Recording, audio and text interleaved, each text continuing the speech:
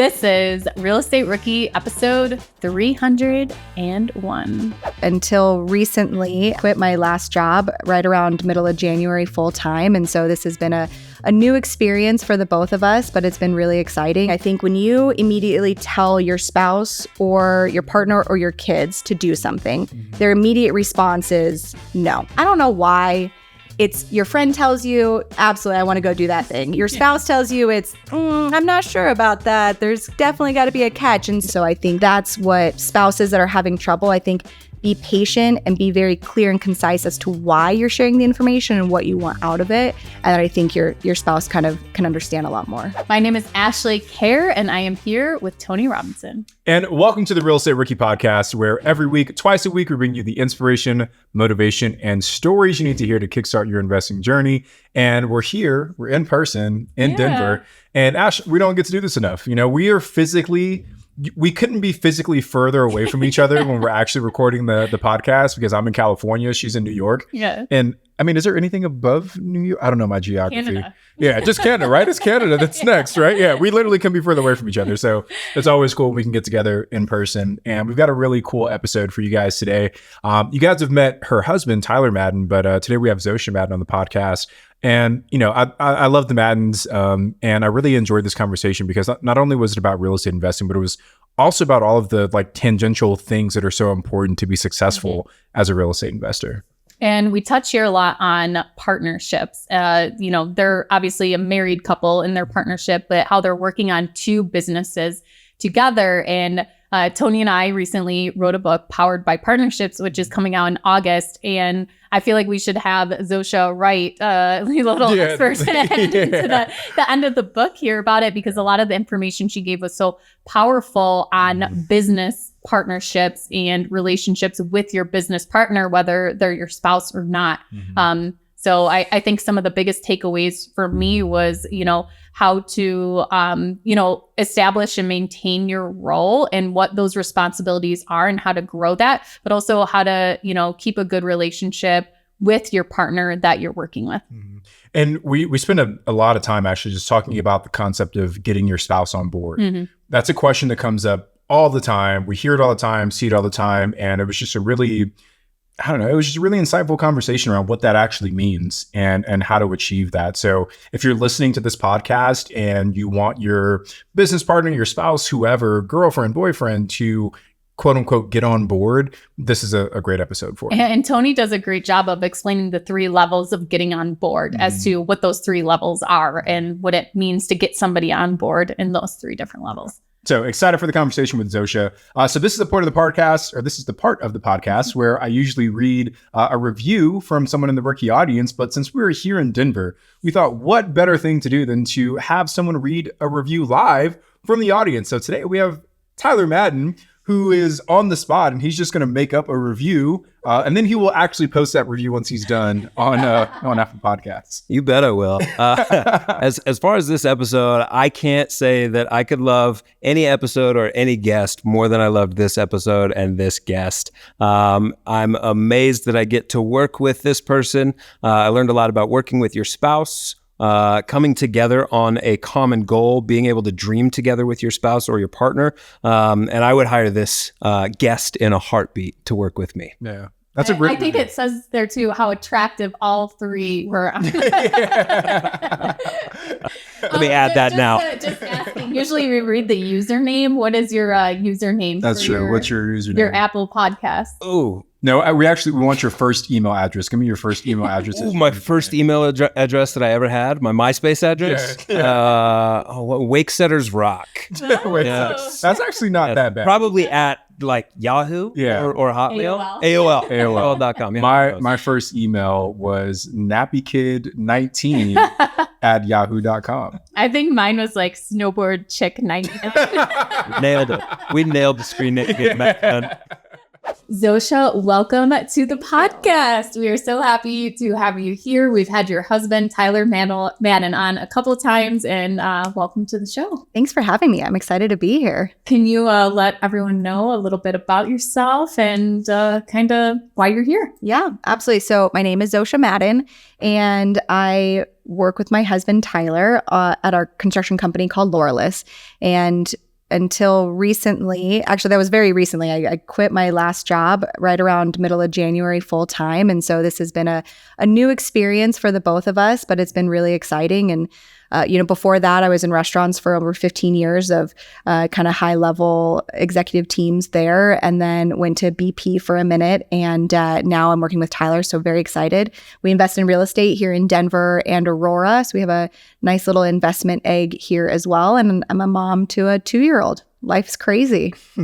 So just set the table for us. Yeah. How Tyler's already done this for folks that don't know the backstory. How many units are you guys up to, buildings, et cetera, here in Denver? Yeah, absolutely. So we are currently at 12 rentals. We have 11 medium-term rentals of that. All of them. You guys have 11 now? We do have 11 now. 11. As of I didn't like know that. Walmart's explaining my delivery times currently on my watch, I think.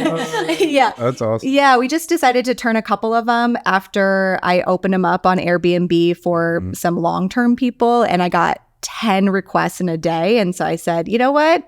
Let's just furnish them. And the guys that are living there currently are willing to put together the furniture, which I felt was clutch. So I'm like saving a little bit of time and energy there. But yeah, we're at 11. Our portfolio is just under $4 million with those 4 properties, which is really cool in Denver. We invest in a high, it's a very, it's an expensive market, but we do things the right way. What my husband spoke about on the last podcast is that we bought 7 units all at once. I was 9 months pregnant. We did that whole process was kind of crazy, and we sacrificed a lot, but I think the ROI was huge on those deals, which led us into the most recent deal we just finished in January that I know Rachel kind of mentioned. She lived in one of the properties on the last episode, and then we're kind of looking for a new one. We're doing our first flip in Denver, which we've never done a flip before. We've always been buy and hold investors, and so this would be a lot of fun. It's we are kind of going really heavy with the design element on this one, and we think that it's going to turn out really well. Yeah, that's amazing. And congratulations on your accomplishments. And I'm sure there's going to be a lot more to come. Yeah. But let's kind of talk about you transitioning from a W-2 to working directly for the construction company. And you guys do remodels. And we just had Rachel Richards on episode 300, where she had hired you guys, and she was one of your first investor clients, where usually you've gone and done high-end luxury remodels. So you guys, and we did some bonus content too, if anyone wants to check that out, where we actually interviewed Zosia and Rachel, where they tell all about that experience together, and you'll find out if they are friends or not, or if they hate each other. But that was a great tease, Ash. That was good. Good. I want to watch it now. Yeah. there might have just been a fist fight out in the parking lot and Rachel left, but you watch the bonus content to find out. So tell us about kind of the mindset shift you had to go through and you kind of did this pre-show to us as to saying like, okay, here you are on the W-2, and here's your husband building the business during the day, and you're kind of going on these opposite paths, and then at night coming back together to work on the business. So explain that transition that happened once now you both are working on the business. What is your day-to-day like? Yeah. So I think it's interesting because I think a lot of people have it in their head that I'm going to quit my W-2, right? I'm going to become financially free and quit my W-2.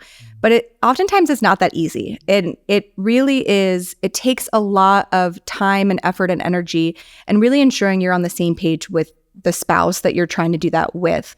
Some people could be doing it single, I get that. But for our journey, it was, I loved my W-2s, always. I was very successful. I made a lot of money. I moved up the corporate ladders. And for me, it was consistency, and it felt safe to always have that W-2. Now, it was also really important all those years for me to have that, because it helped give us the leverage that we needed to buy some of our initial properties. I don't think that we could have done some of the properties that we did without having that consistent paycheck.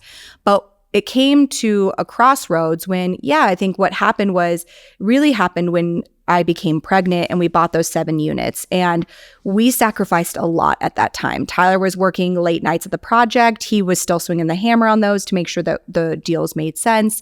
I was feeding the babe and there until 10 p.m., waking up in the middle of the night while he was coming home. And so I think that people don't often think about all the sacrifices you have to make to be able to get to the point of being able to quit a W-2. And I think one of the breaking points was we were continually doing that. We were Ving off, and then sometimes we'd come back together, and then we were Ving off again. And what that was, it was not allowing us to live like a parallel life towards our goals and towards what we wanted as our future. And so what really was the changing point was we went up to Breckenridge and we took cash, but during his nap times, we set our intentions. We looked at where we wanted to be in 10 years, in 5 years. And we'd always had big goals, but they were kind of fluffy. You know, they were like, hey, we want to do big things. We want to like take over the world. No plan or action. And then we said, okay, where are we really at financially right now? Where could we be if I quit my job and helped grow Laurelist? Because at the time, it was just Tyler and our project manager. They were taking on just a few jobs here and there, really successfully. Like, by a few jobs, I mean, they're $500,000 jobs. So you don't have to take on a lot of them with the business that we have. But it still felt like we were off. And at that moment, we set our sights on where we wanted to be in 10 years. And then we said, okay, how can we get there in 5? And then we still thought, okay, I'm going to stay at a job for another year and a half, maybe 2. And then we, at a certain moment, we just said, no, our goals and where we can become and where we could go and what it would do for our relationship and where we are together and grow the business was more important than keeping that W-2. And we knew that our finances were set because of our rental portfolio, which was helpful. But we also knew that what I was going to bring to the business would make up the dividends as well on the other side. So this trip to Breckenridge, yes, alignment meeting per se. Yes. This was a big change for you guys. Absolutely. What are 3 maybe questions rookies today could sit down with their significant other, their spouse, their business partner? 3 questions they could sit down and ask each other that would like bring them to that same kind of impact for their life. What are 3 things you can think of? So it started, let me give you a quick story. So it started with Tyler doing the 60-day challenge with you and Steve Rosenberg and doing these I am statements every morning. And so we had started doing these I am statements, and they're affirmational morning statements. But what Tyler and I had done is a couple years ago gone in separate rooms and created our I am statements separately.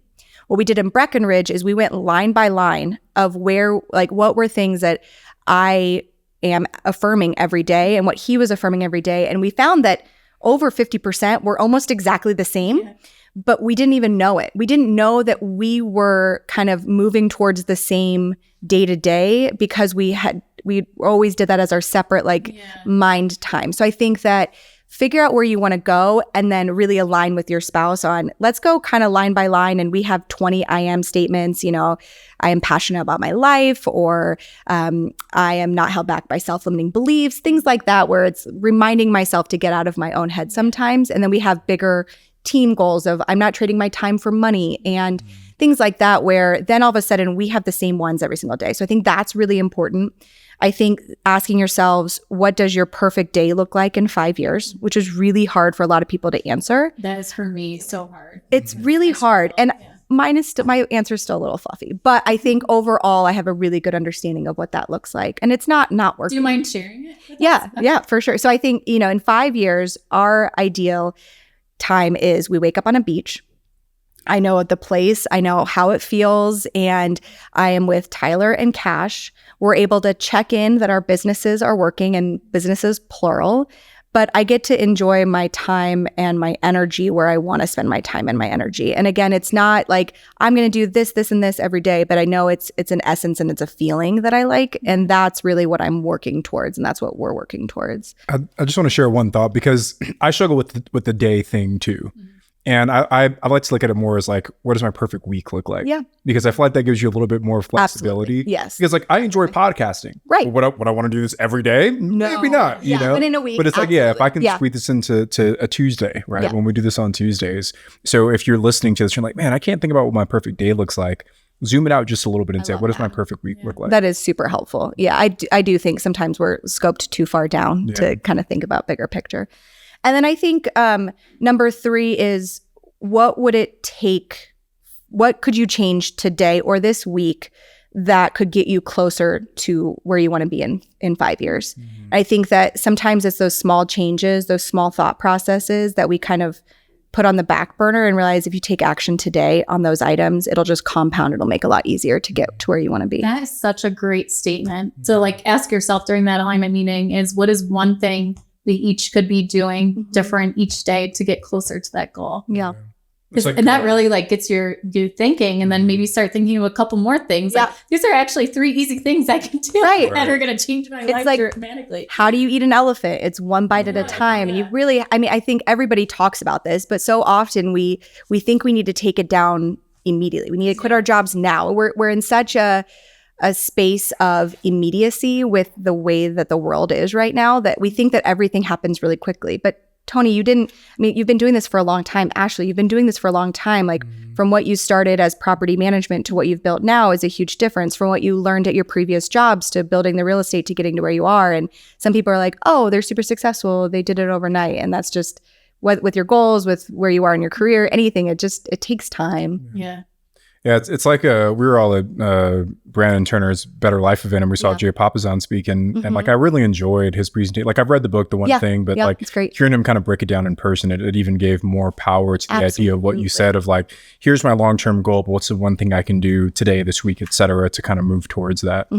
A question that I get a lot too, because part of the reason why I feel like me, you, and Tyler and my wife Sarah all get along is because we resonate with the fact that we're doing this as like married couples. Absolutely. And I know one of the questions I always get is, Tony, how did you get Sarah on board? What was the journey for you and Tyler? Like, was it always, hey, we're going to do this together? No. Or so walk us through that journey. Like, how did you get from I'm climbing the corporate ladder, I'm doing this thing, I'm really good at it, to hey, I kind of like this idea, to I'm going to help a little bit, to okay, cool, we're doing this together. And it's not even in just investing; it's actually running a business, right? Too. Yeah. And that's kind of what we say too. We're running 2 businesses together. I really think that if you have a real estate portfolio, that's a business if you're doing it right? You have a P&L, you understand where your expenses are, you need to have insurance, all LLCs, you're running a business. So we're running 2 businesses together, which is kind of insane when you think about it. And we have a child, we like each other most days. And so I'm like, okay, this is why it's all working. But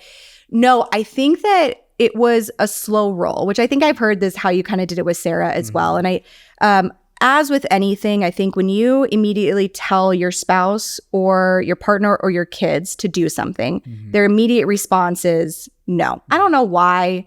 It's your friend tells you, absolutely, I want to go do that thing. Your spouse tells you it's, I'm not sure about that. There's definitely got to be a catch. And so I think that was my sentiment for a long time of, this is too good to be true. I'm not really sure. Now, go back 10 years. I grew up in apartments. My mom was a single mom. My mom has never owned a house, so I was always in apartments. And so when Tyler goes, hey, let's get a house, I was kind of confused as to why. Like we had a great apartment. It was fine. But that was a huge switch just in my headspace then of buying a house and seeing what Tyler did, of the sweat equity he put into that house, and us getting roommates before house hacking was a term to pay for things. And then fast forward, I think when he realized that it was time for his mindset shift, I had done one maybe 5 years prior. I had always had to do leadership books with the job that I was in, and Tyler wasn't ready then. And understandably so, when I was reading those, my mindset was towards my job that I was at the current moment, and he didn't really understand how it impacted us as a whole. Now, when Tyler was ready to make that mindset shift, he kept on coming back to how it made an impact us as a whole, not just him being a general contractor or him in the real estate space, which I think is a huge difference when you realize that the information that you're bringing to your spouse can make a difference for your life as a whole. So I started seeing bits and pieces of that. He joined a couple of masterminds and a couple of challenges. I would see how much effort and work he was putting into that, which inherently was a lot more than I had seen him put into anything outside of work previously. Like he's somebody that doesn't take on hobbies or get really focused on something. And so I was really impressed with seeing all of that. And then I think once he got into listening to the podcast, I think he really started listening to the Rookie podcast. I think after you were on the Steve thing, to the OG podcast and just some other books. And slowly, he would just send me video recordings of him driving in the car, but like just his phone up to the recording of just snippets. And he would just text me the snippets. I'm like, oh, that's interesting. And then all of a sudden, I'm listening to the podcast on my own. And so I think it was slowly okay, how do we do this? And then kind of planting the seeds. Definitely planting the seeds. It was like so what's the opposite of a bamboo? Bamboos grow really fast. It was whatever the slowest growing seed there was me. And then it it was once we're relatively spontaneous people. I think you guys know this about us. We're pretty spontaneous. So there was just a certain moment that it switched, and all of a sudden it's like we were in Maui. I was 33 weeks pregnant. We were on our baby moon. A realtor calls us with this deal, and we said, go walk it. And we're on this beach and walking them. They're walking the property here in Denver. It's snowing in Denver.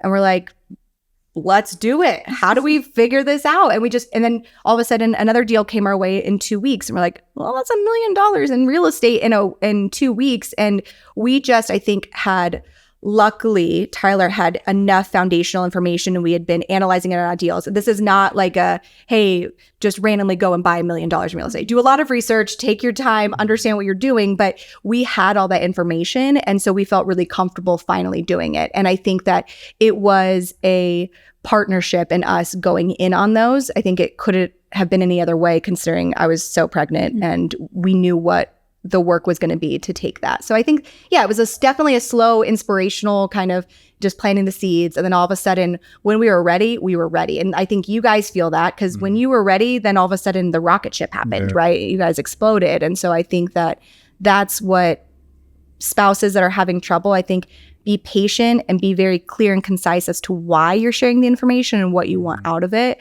And I think your spouse kind of can understand a lot more. You said so many good things in there, Zosia, but like a couple of things I want to point out. First, you said that you saw how serious Tyler was taking this. Yeah. Right? He joined masterminds and challenges.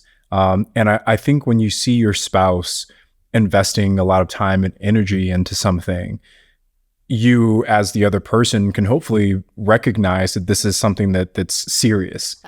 But I think that only works if there's a certain level of trust between the spouses, right? Because if Tyler was the type of guy who had a different idea every other night and half-assed everything that he did, when he came into this like real estate kick, it would just be like the latest flavor of the week. Absolutely. But because that level of trust was there for you to know that, okay, if Tyler's really focusing on something, then this is something that's serious. Absolutely. So I think that's the first layer.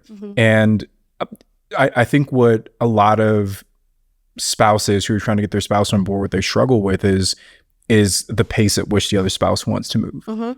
And they're like, I'm reading all these books, I'm going to these events, like I need you here with me right now. Ready. Right? Yeah. And it doesn't always work that way. And I think the way that you talked about it was like, hey, let me just send you this one clip. I'm not going to send you a whole podcast. 15 seconds. Yeah, exactly. Right? And that's a great way to ease into it. Yeah. So, every spouse kind of moves at their own pace. But the last thing I'll say on this, and I'd like to talk about this because the question comes up so often. The last thing I'll say, though, is that people also need to understand that, just because Tony and Sarah or Tyler and Zosia are business partners and they're doing it together, that doesn't necessarily mean that that's what you and your spouse are going to be. And there are levels, right? It's like you could have level 1 where your spouse is opposed. Yeah. And they're like, I don't care what you say, I don't care what you do, we are not investing in real estate. That's the first level. The second level is, hey, I see this is important to you. I'm going to be supportive, but I'm going to stay over here and I'm going to do my thing. And then level 3 is, okay, let's do it together. And so many people, they think that getting their spouse on board only means level 3, when really it could just mean level 2. Your spouse is there. They're going to support you. They're going to encourage you, but maybe they like what they're doing in their day job. Yep. And maybe they want that for themselves. Absolutely. And I think that's a good point. And what we've realized is that exercise that we did in Breckenridge, going back to that mastermind of alignment, that doesn't have to be that you're going to work together. That alignment doesn't have to say we're working together. That should be what you do with your spouse if you're on level 1 or level 2, because I think that being on the same page and living life together and still enjoying the day-to-day, whether or not you want to do the same things, not everybody is meant to do the same things. And that's totally great. It works for Tyler and I, it works for you and Sarah, but I do like what you're saying. But I do think that getting alignment, or at least where do you want to live your day on the day-to-day, your week-to-week, your month-to-month, your year-to-year, and understanding that when you come back together, when you retire, whatever that looks like, will you still know who each other are? Have you been going on this journey together? Have you really been aware of what you want and how you want to get there, whether or not it's together or separate? But if you've decided to make that commitment and you want to stick in that commitment, then how are you going to live that? And in what lanes are you going to live that in? Yeah. So good. All right. I took on a tangent there, but I thought I think that's a really great one to go on, because that is such a common question that we get asked. And I'm sure especially you. Yeah. But even in my own situation where I was on level 2, I was investing, my husband had no interest, and it ended up taking us different paths leading to our separation. But I think that that's definitely something really important to talk about in the beginning as to how you are aligned, and having those alignment meetings. Like Zosia said, is like, okay, when you get to the point where like you have the you're retired, like you're empty nesters, the kids are gone. Like, do you still like each other? Do you still want to do the same things every day? You don't have your jobs now that you love.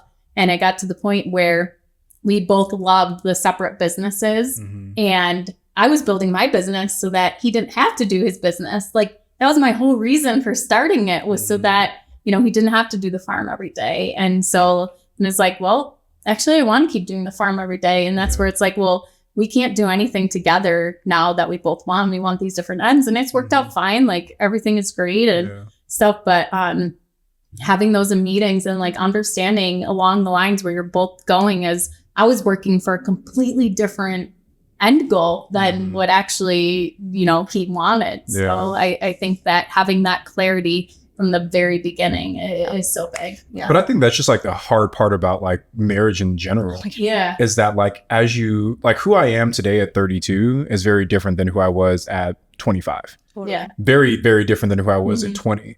And it's like, I think I feel so fortunate that as I've gone through these different phases, Sarah and I have kind of gone through, like, we've been pointed in the same direction, but it's like, who knows, maybe at 45 we're going to be totally different people. My hope is that we're still kind of growing in that same direction. But you never know, like, people change over the decades.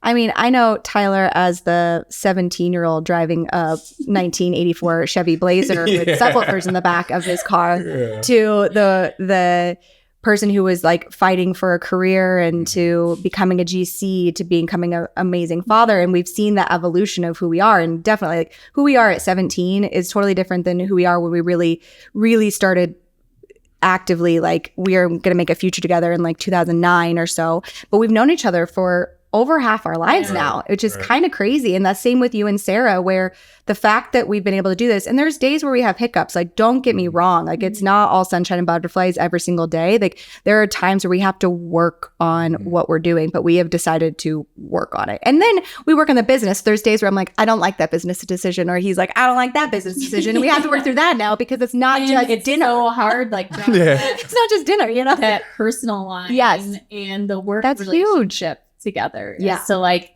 how do you not let the work conflict with the personal relationship? It's a balance. Set boundaries. It's a balance. Sure. Well, let's talk a little bit, Zosia, now about what today looks like. So you've left the W-2 world, and now you're full time here, both in the real estate business and the construction business. So what is, I guess, two questions. What is your role first? And then how did you decide between you and Tyler that would be your role? Yeah. Something that we've always known is that Tyler is a visionary. He is very good at big picture, very good at big goals. And I don't know if it was my upbringing or what, but I am a here and now, black and white, relative pessimist.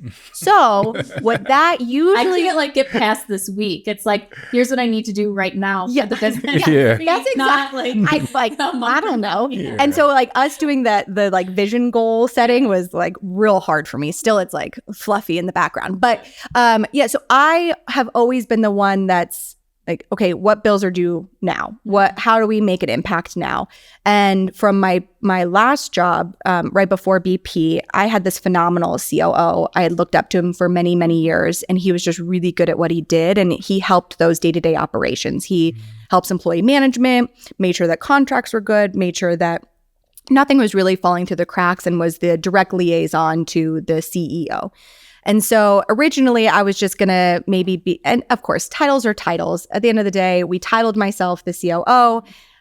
I'm in operations. Really, I just am and supporting the growth of the business. And so what I do day to day now is ensure that the system has been kind of brought up financially to ensure that we understand where all of our money is, forecasting where all of our money is going.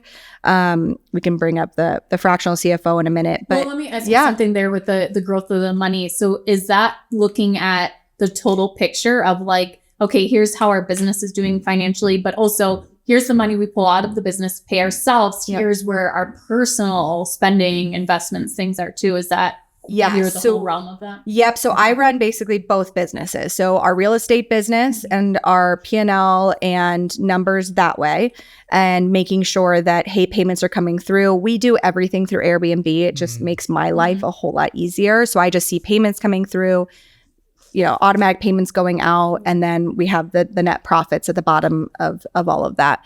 And then we have our P&L for the business, where we have all of our salaries, all of our information. And really it's like controllable costs, non-controllables, things like that. And then our number at the bottom.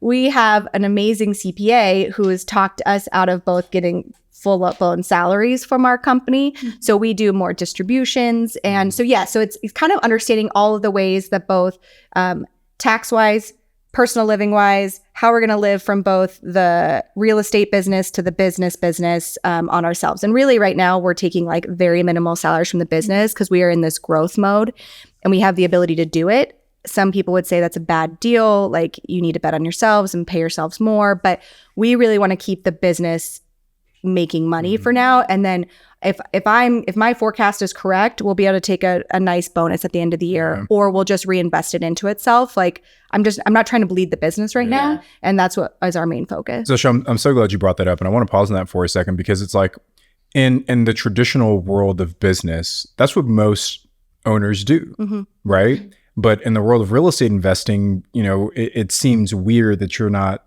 taking all of your cash flow from your business immediately. But like, you look at startup founders, they almost never pay themselves anything, right? And they're taking every single possible penny that they can and dumping it back into the business, because they know that if I sacrifice a little bit today and I continue to do that for an extended period of time, now the business starts to become this kind of, self-fulfilling thing where it's growing and there's this momentum. Absolutely. And it grows beyond what it ever would have had you start taking a bigger salary initially. So we do the same thing. We take a very small amount out of our real estate business, even our media companies, a very small amount, and we reinvest as much as we can. Like I get sick sometimes thinking about how much I pay in payroll to like other Our people, payroll taxes, workman comp insurance. I mean, our workman comp insurance this year alone was like $13,000 just for the year of workman comps for 3 employees. Insane. We talked about that before. In my experience, mine was actually very different. When I started real estate investing, I bled that rental income and I used it to pay off all of my debt. Which is so great. My student loans, my vehicles, farm equipment. And then after that, I barely touched it since. But see, even then, but you had it, there was a purpose. Right. But still, it was like, I wouldn't recommend doing that, because I didn't really have a ton of reserves starting out, because I was literally taking every dollar I had. I had my Dave Ramsey snowball effect forward as to like, here's how much I can add to, from each property each time. But I might have bled it a little bit too much, but now it's paid off. And I think that, which is great. Yeah. So, okay. So sorry, back to your role. So I became where we left. Sorry. I took us on No, so I'm really working on operations the day to day, working with our project manager and our superintendent almost daily. We've implemented a couple of platforms that really help us stay organized. Well, let me ask you a question on that. As far as, okay, so the guys are construction guys, okay? Hands-on. How has it been getting them to implement different systems, processes, software? Is like, that's something that I am like for the property management company, getting vendors, right? An appliance store. It's a mom and pop appliance store. And it's like, we have the software. We'll just email you. We have a work order. Here's what we need. You call the tenant directly. They're like, no. We just want Daryl to call us. Like, just have him call us. And it's just like, please use my system. Like, so how has that been like, for your team implementing the software and getting them to here you go. You got to take photos and all this stuff. It is a work in progress. Yeah. I think that it is, we just had a call yesterday actually with our team of by our next level 10 on Tuesday, each of them has Explain real quick what a level 10 is. Level 10 is just our business meeting we run. We're trying to, I'm probably not 100%, but running the entrepreneurial operating system for our business where we set rocks. And then we have our level 10 meetings, which is just kind of an overview of where our business is at in the current moment. But we have it every single Tuesday at 10 a.m. to talk through good news, where we're at with our projects, our quarterly rocks, and then identify issues, identify and solve. So we are really working towards keeping that consistency because it just keeps us all on the same level playing field. But on that call, we realized that, hey, there's been some lapses in some systems where I've implemented them. And that's kind of the same thing as the spouse giving advice. Sometimes it needs to be people's ideas in order to really get full buy-in. But sometimes some employees just don't think that way, which is fine.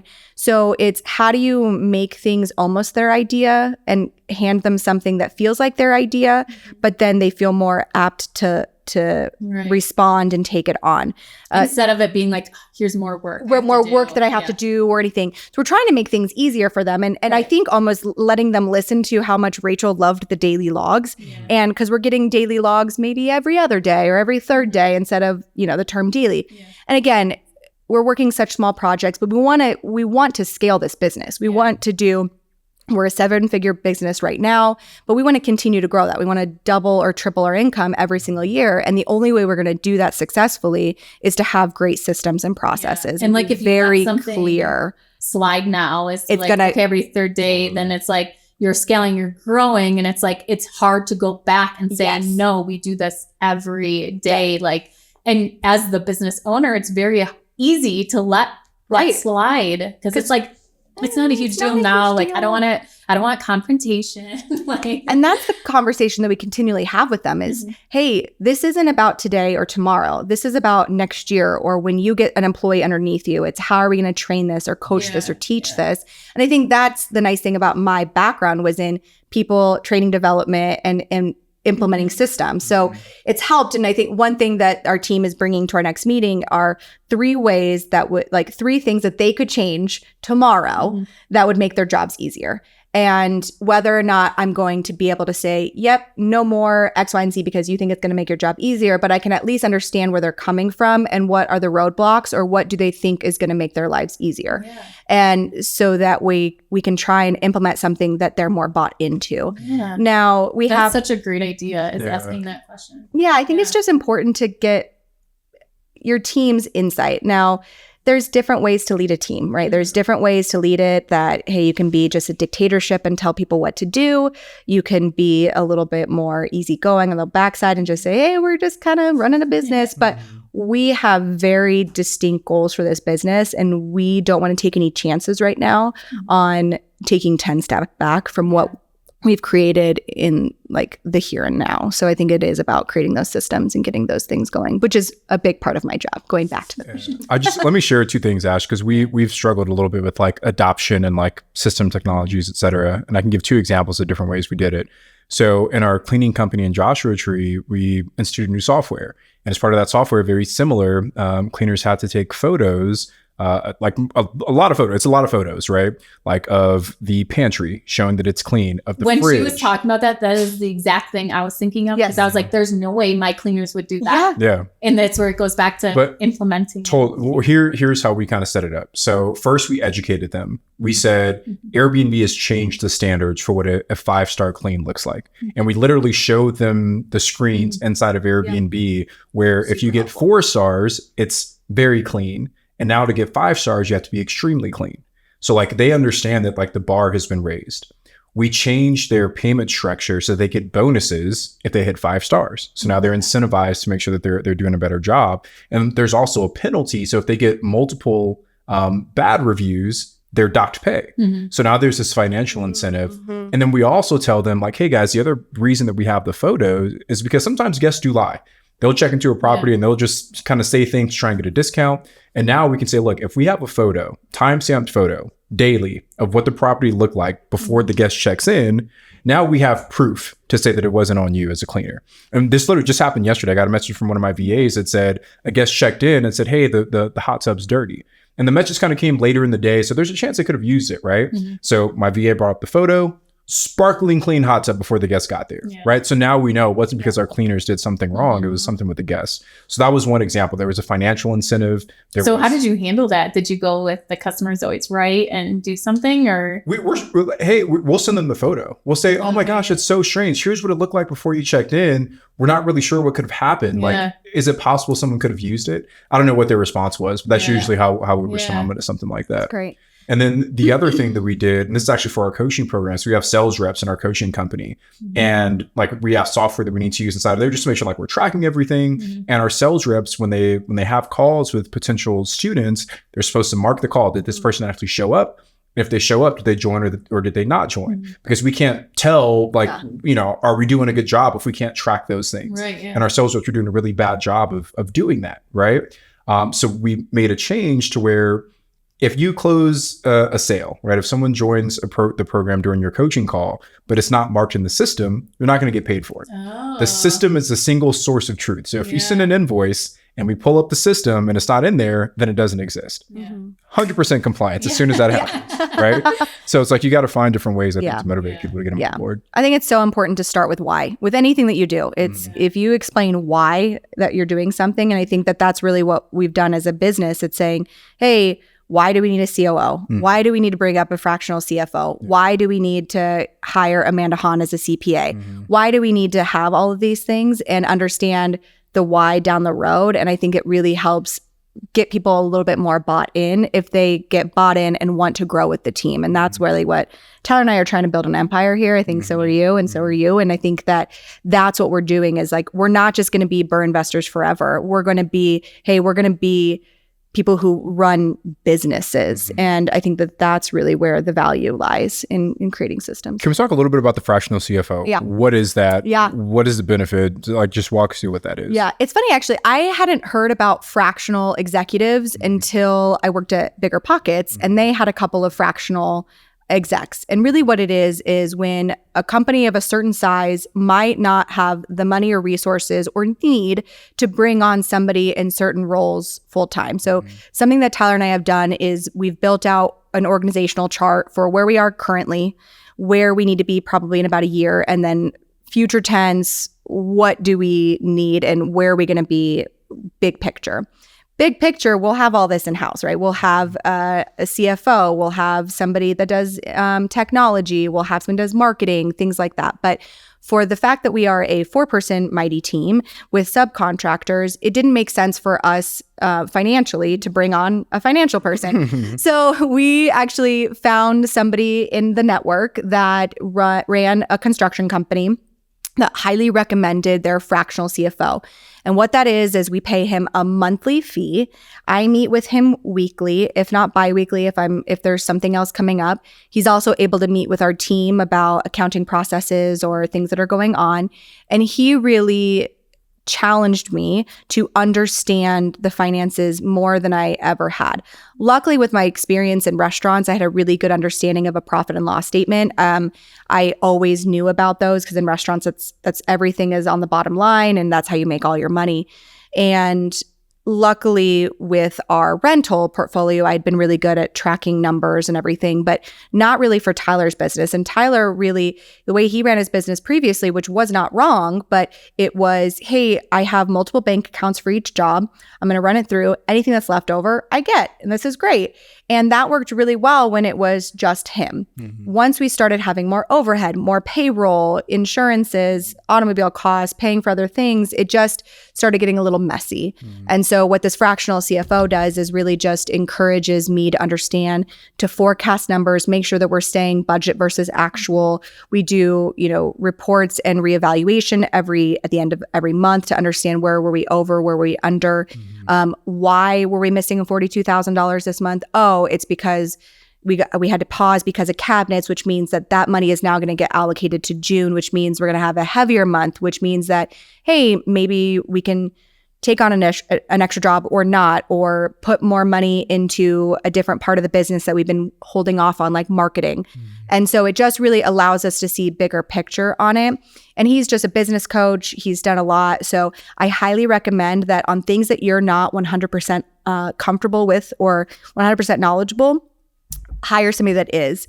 And same thing with the CPA. At the end of the day, Amanda Hahn's amazing, and she wrote 2 amazing books for Bigger Pockets, but I don't have time to read those and actually become an accountant and implement them, whereas us hiring her, we're able to call her and say, hey, we're about to buy a house. Is that cool or not? Or what should we think about? Or for the business wise, hey, what should we be paying ourselves? Oh, well, you want to worry about your payroll taxes. Don't pay extra those. Get it through distributions. And I'm not a legal advice. This is no legal advice, but that's just what she told us to do. And I think that educating myself with great people around, I think that I'll keep them on. There's some people that say, hey, use these mentors or use these fractional people that you hire for a little while and then learn it yourself. But I don't have time for that. So I'm going to keep them on until we get to a place in the business where we could hire on full time. I love that. And, like when you invest in smart advisors, they're worth 10x what you pay them. Oh, absolutely. Like you hire a good CPA, they're going to make you 10, 20x what you pay them. Totally. And I knew that with Amanda. And it's funny because we talked about this before, but I talked to your fractional CFO and I didn't want to commit to paying someone else for like another service.